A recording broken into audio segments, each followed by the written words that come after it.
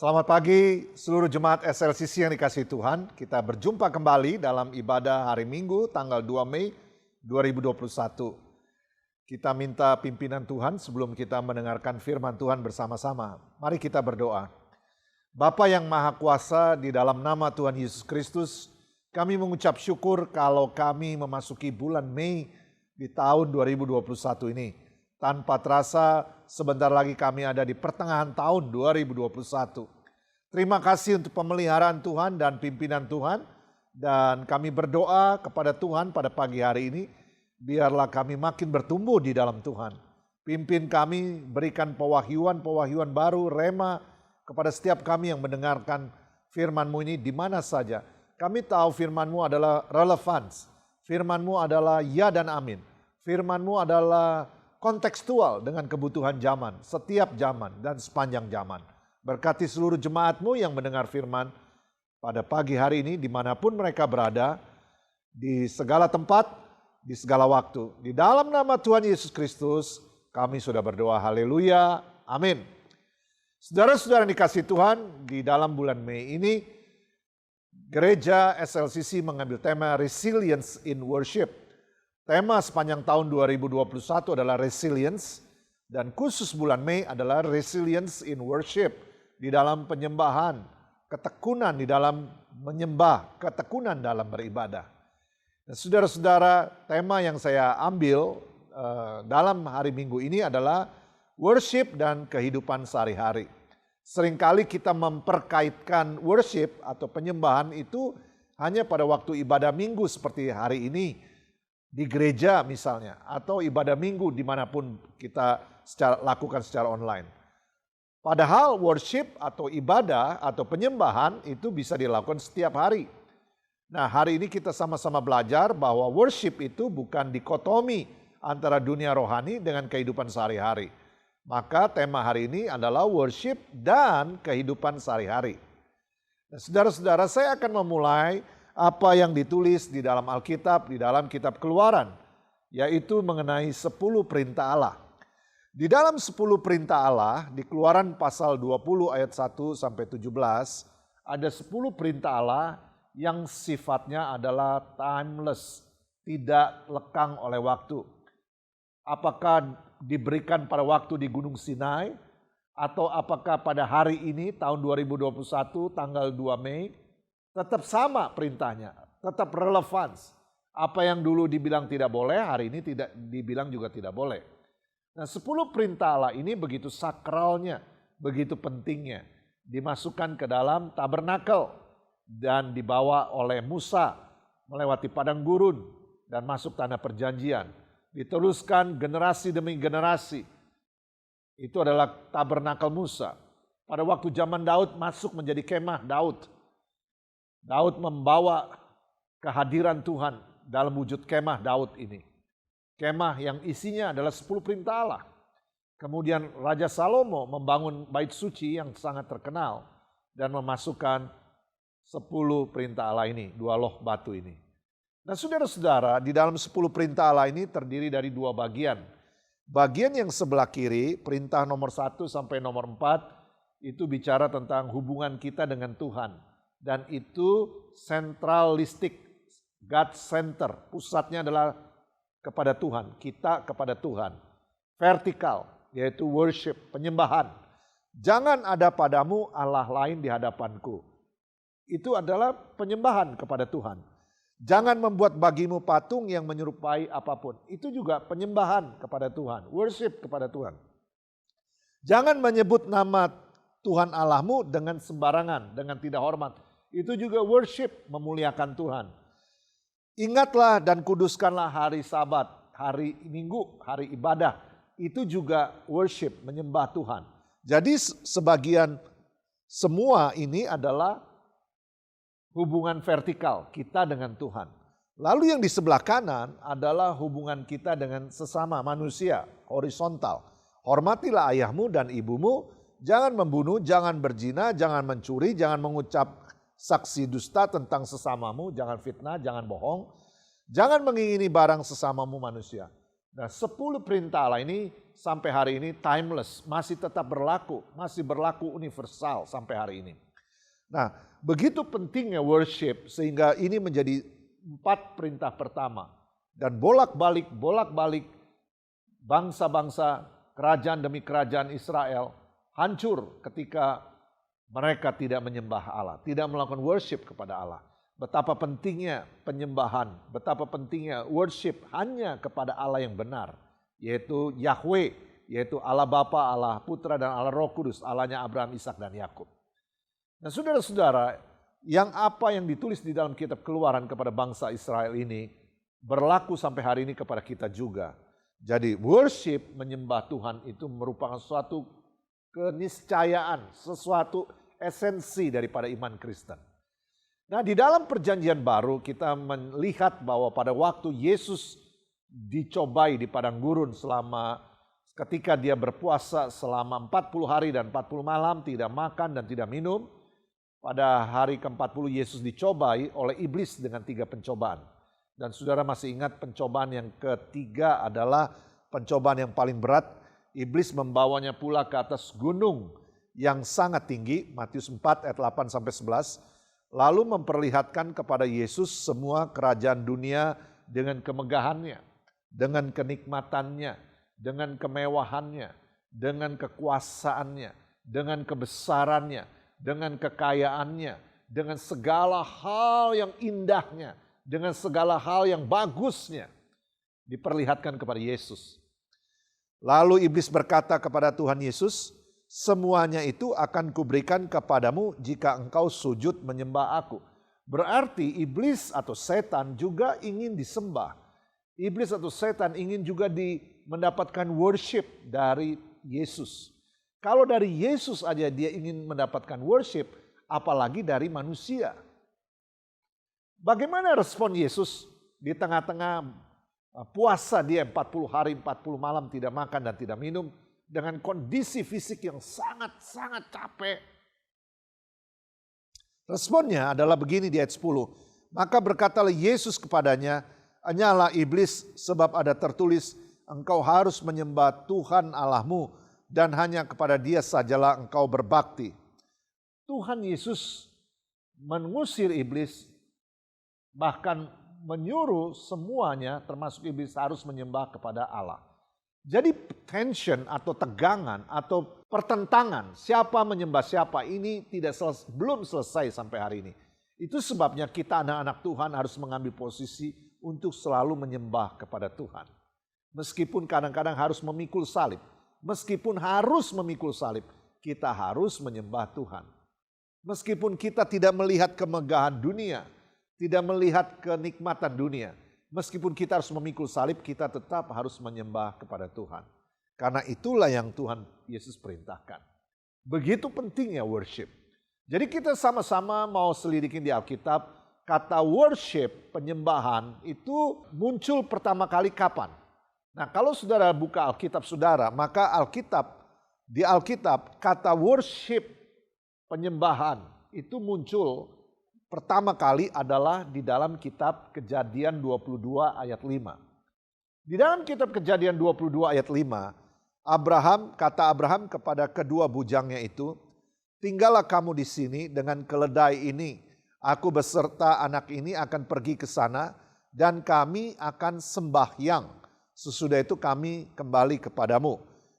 Kata sembahyang ini di dalam bahasa Inggris menggunakan kata worship. Inilah kata worship pertama kali muncul di dalam Alkitab kita.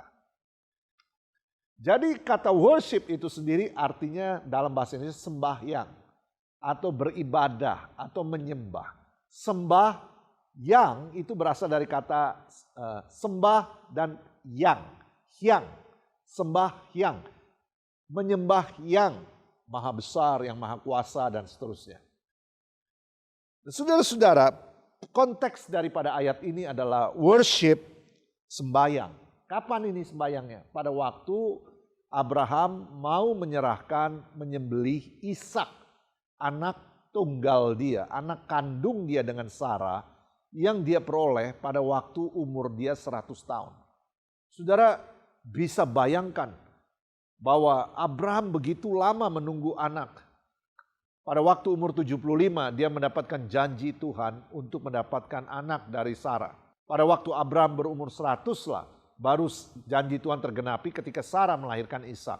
Jadi selama 25 tahun baik Abraham maupun Sarah menunggu Ishak.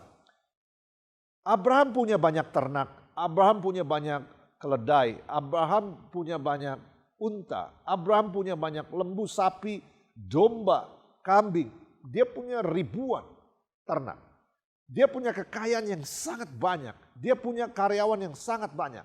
Tetapi harta di atas semua harta adalah tentu saja Ishak. Karena Ishaklah yang akan meneruskan semua hartanya. Ishaklah yang akan membawa keturunannya. Dan Ishaklah anak perjanjian itu. Dan pada waktu Tuhan meminta Ishak itu saudara, maka saudara itu adalah suatu sacrifice yang sangat besar. Itu adalah sebuah korban yang sangat besar. Maka kita bisa combine di sini bahwa penyembahan itu berkaitan dengan pengorbanan. Ada yang kita berikan. Pada waktu kita worship itu sebenarnya ada yang kita berikan. Bangsa-bangsa di seluruh dunia pada waktu melakukan sembahyang biasanya ada yang dia berikan. Ada sesuatu yang dipersembahkan. Pada waktu melakukan sembahyang ada sesuatu yang diberikan, dipersembahkan. Kata worship itu berkaitan erat dengan persembahan. Berkaitan erat dengan korban. Makanya saudara ketika kita melihat ayat ini, worship pertama kali muncul itu adalah soal sacrifice. Pengorbanan Abraham yang sangat besar untuk anaknya yang tunggal dipersembahkan kepada Tuhan. Memberikan yang terbaik. Memberikan yang terbaik, yang termahal, yang paling bernilai untuk Tuhan. Tuhan minta. Itulah worship. Jadi kita ambil kesimpulan, kalau tidak ada sacrifice maka tidak ada worship. Tidak ada penyembahan tanpa pengorbanan. Tidak ada worship tanpa sacrifice. Tidak ada kemuliaan tanpa salib. Bapak, Ibu, Saudara sekalian dikasihi oleh Tuhan.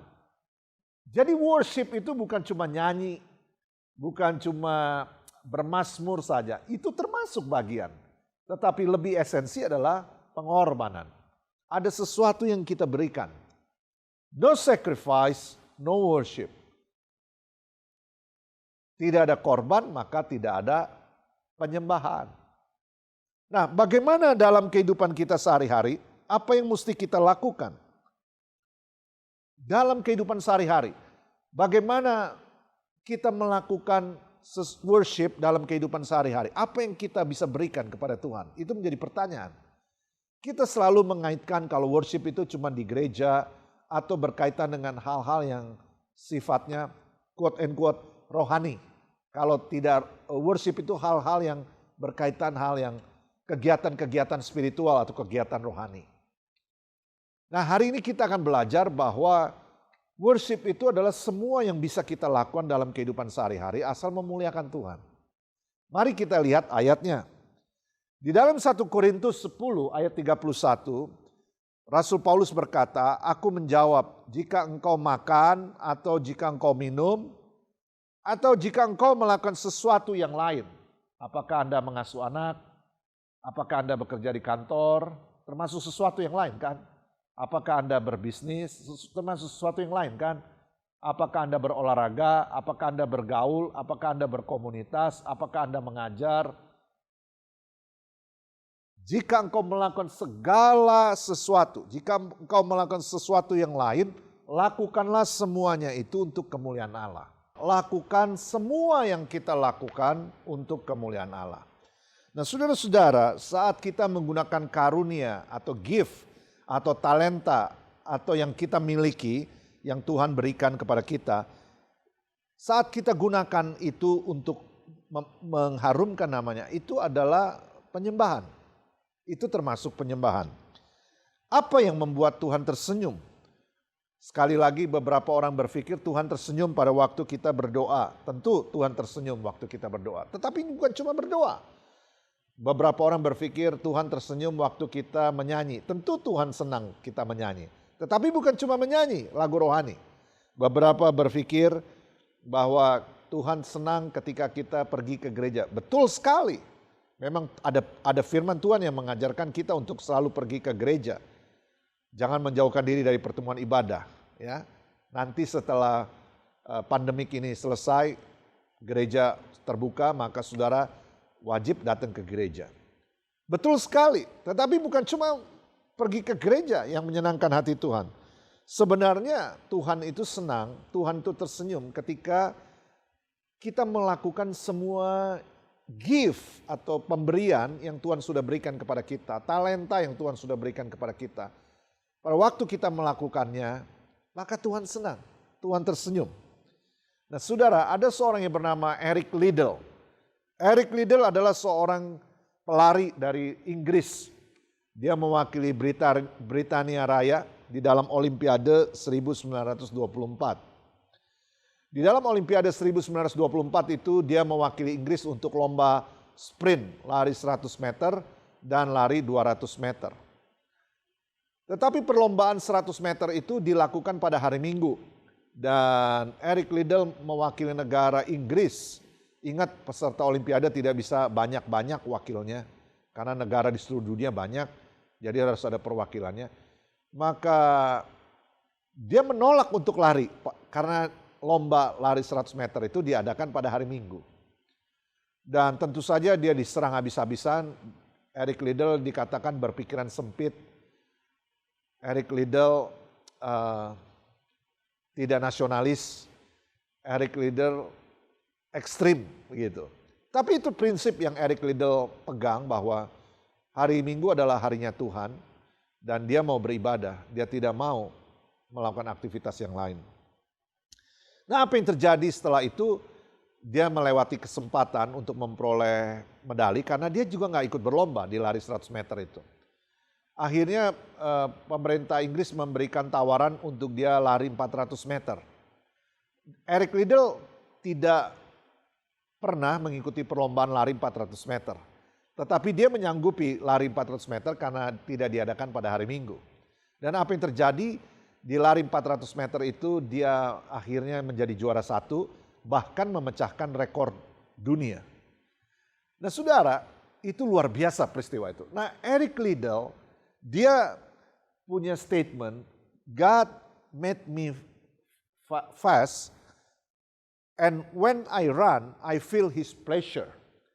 Tuhan membuat saya bisa berlari cepat. Dan ketika saya berlari, saya bisa merasakan Tuhan itu senang. Jadi apa saja yang kita lakukan, asal memuliakan Tuhan, itulah worship. Eric Liddell, dia melakukan worship kepada Tuhan melalui larinya. Yang lain mungkin melakukan worship dengan bersepeda, mengikuti lomba bersepeda, memuliakan Tuhan, bisa. Yang lain lagi mungkin berselancar di lautan. Dan itu sebagai bentuk worship dia.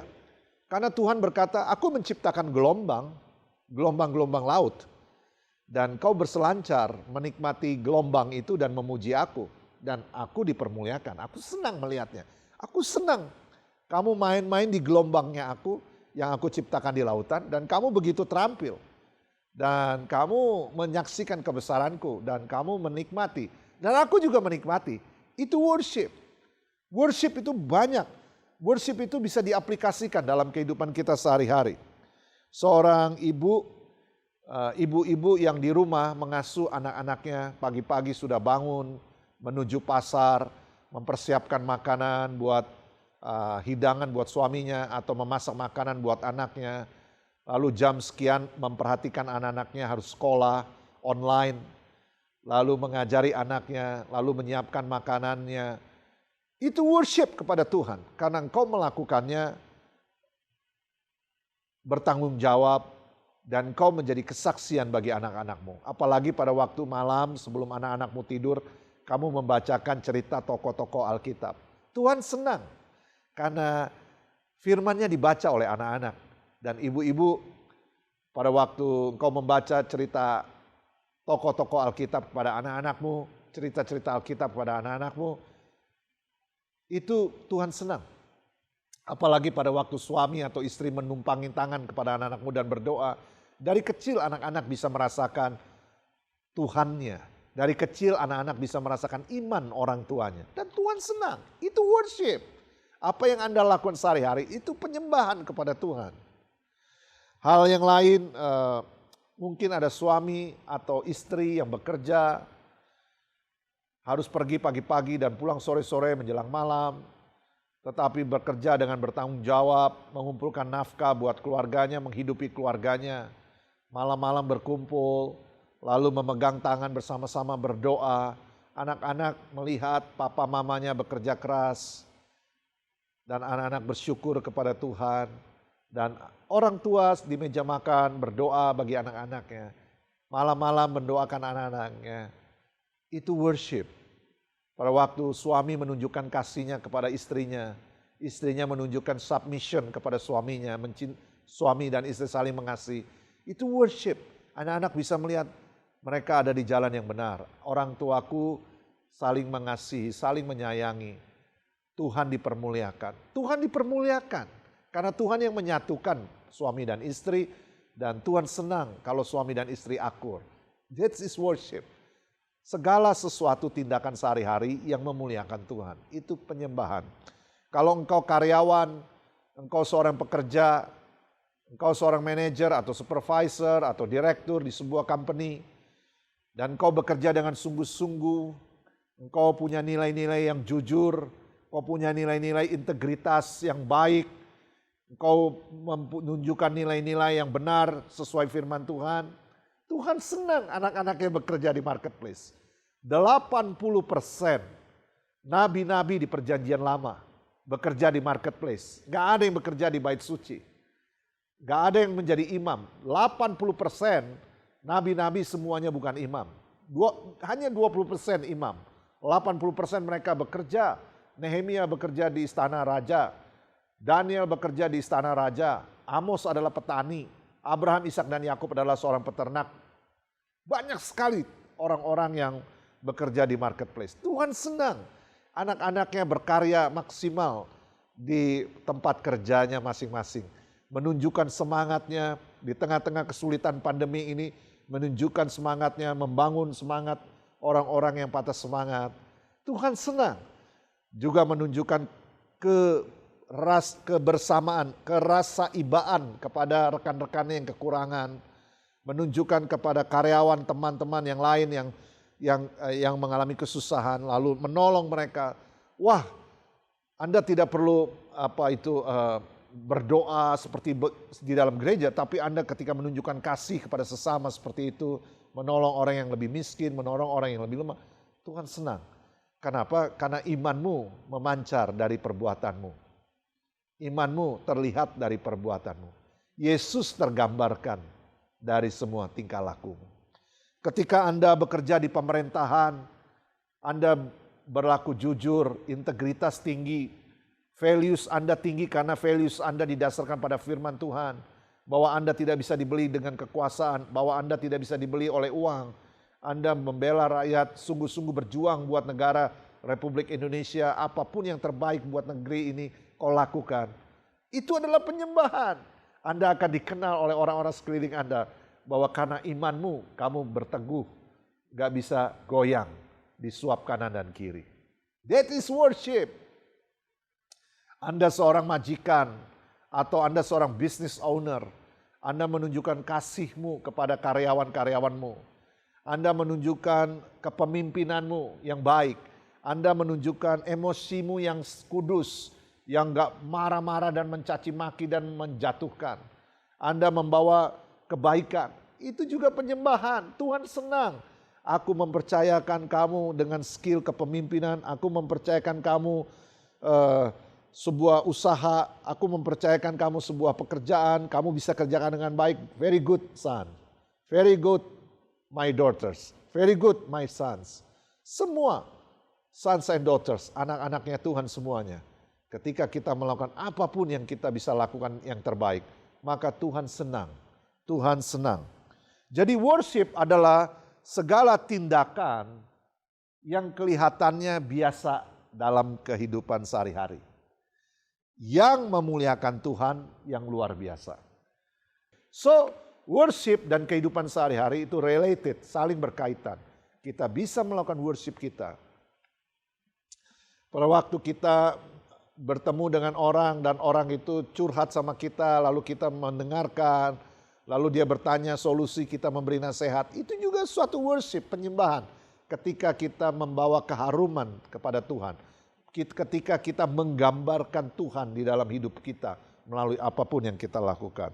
Amin saudara. Dengan perkataan kita, dengan ketikan pesan message kita di sosial media, dengan perhatian kita, dengan doa-doa kita, dengan pemberian kita, apapun yang kita lakukan, segala tindakan yang kita lakukan dalam kehidupan sehari-hari.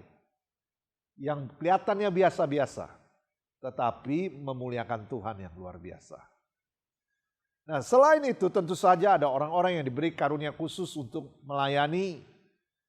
Ada yang mengajar Alkitab, ada yang menjadi dosen Alkitab, ada yang menjadi guru sekolah minggu, ada yang menjadi pemusik di gereja, ada yang melayani sebagai worship leader. Yes, itu juga worship. Itu ketika dilakukan untuk memuliakan Tuhan, maka itu adalah sebuah penyembahan. Ada juga orang-orang yang bekerja di belakang layar, yang menyiapkan multimedia, apalagi di tengah-tengah situasi seperti pandemi ini. Mereka yang bekerja keras, merekam, menyiapkan audio, video, dan mempublishkan di YouTube dan di sosial media. Ya, ribuan gereja dari seluruh dunia, jutaan gereja dari seluruh dunia yang hanya bisa melakukannya secara media online. Mereka bekerja di belakang layar. Itu juga worship, itu penyembahan. Mereka melakukannya untuk kemuliaan Tuhan. Jadi saudara-saudara, firman Tuhan berkata dalam Yohanes 15 ayat 8, dalam hal inilah Bapa-Ku dipermuliakan, yaitu jika kamu berbuah banyak dan dengan demikian kamu adalah murid-murid-Ku. Nah, saudara-saudara yang dikasihi Tuhan, ketika kita menggunakan karunia yang Tuhan berikan, maka Tuhan mendapatkan kemuliaan. Dan Tuhan mendapatkan kesenangan pada waktu kita menggunakan gift, karunia yang Tuhan sudah kasih kepada kita.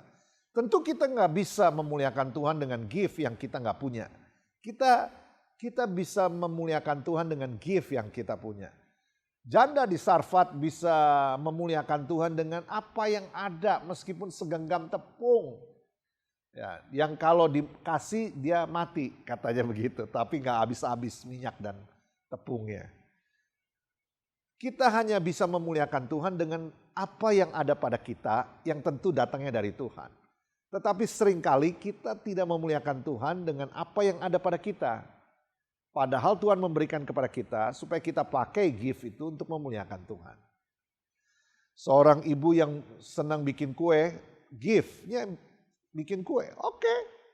Dia bisa pakai gift yang bikin kue itu. Maka dia bikin kue yang baik. Lalu dia bisa memberkati orang-orang lain, memberi kepada orang-orang yang membutuhkan. Maka Tuhan senang. Nah, ini aku memberikan gift kepada dia untuk bikin kue. Dan dia membuat kuenya dan memberkati orang-orang lain. Very good. Nah, ini aku memberikan dia gift gambar. Dia pandai menggambar. Lalu dia membantu banyak orang dengan gambarnya, membantu gereja-gereja dengan gambarnya. Itu very good. Aku disenangkan dengan gift yang aku berikan kepada dia, dia pakai untuk memuliakan namaku. Nah, saudara-saudara yang dikasihi Tuhan, di dalam Alkitab kata joy dan kata gift itu saling berkaitan atau dasar asal katanya dalam bahasa Yunani sama. Jadi kata joy dan kata gift itu asal katanya sama dalam bahasa Yunani. Ketika kita menggunakan gift, karunia yang Tuhan sudah berikan kepada kita. Ketika kita menggunakan gift, talenta yang sudah Tuhan percayakan kepada kita. Maka Tuhan akan joy, Tuhan akan senang. Tuhan akan senang dan kita akan senang. Itu sebabnya ibu-ibu, bapak-bapak yang punya karunia lalu memberkati orang dengan karunianya. Yang pintar bikin kue, memberkati orang dengan gift bikin kuenya. Maka Tuhan joy dan ibu-ibu tentu akan mengalami joy juga ketika bisa memberkati orang dengan karunia-Nya. Guru-guru yang punya gift sebagai guru mengajar di masa-masa yang tidak mudah ini harus secara online. Anda mengajar dengan passion, mengajar sesuai gift-mu, maka Tuhan senang, Tuhan mengalami joy, Tuhan disenangkan, ya. Tuhan mengalami kesukaan dan Anda juga suka karena ini adalah gift-nya kamu dan kau gunakan sesuai dengan gift kamu untuk memuliakan Tuhan dengan cara menolong sesama. Joy dan gift itu dua sisi mata uang. Waktu kita memakai gift kita, maka kita akan joy. Itu sebabnya banyak orang mengerjakan segala sesuatu sesuai gift-nya, dia akan lama mengerjakannya atau dia akan bekerja dengan baik. Dia akan bekerja lama, long term. Karena dia mengalami joy. Dia mengerjakan apa yang dia sukai. Give and joy, dua sisi mata uang. Pada waktu kita menggunakan gift kita, maka kita membuat Tuhan joy. Ketika Tuhan joy, maka hidup kita juga joy. Amin saudara. Jadi worship itu adalah dalam kehidupan sehari-hari. Relevan sekali. Terakhir di dalam Matius 5 ayat 16 dikatakan demikian. Mari kita baca sama-sama semua yang menyaksikan ini. 2, 3. Demikianlah hendaknya terangmu bercahaya di depan orang, supaya mereka melihat perbuatanmu yang baik dan memuliakan Bapamu yang di sorga. Poin yang Yesus coba tunjukkan di sini adalah bukan kita melakukan segala kebaikan supaya kita mendapat pujian manusia, bukan.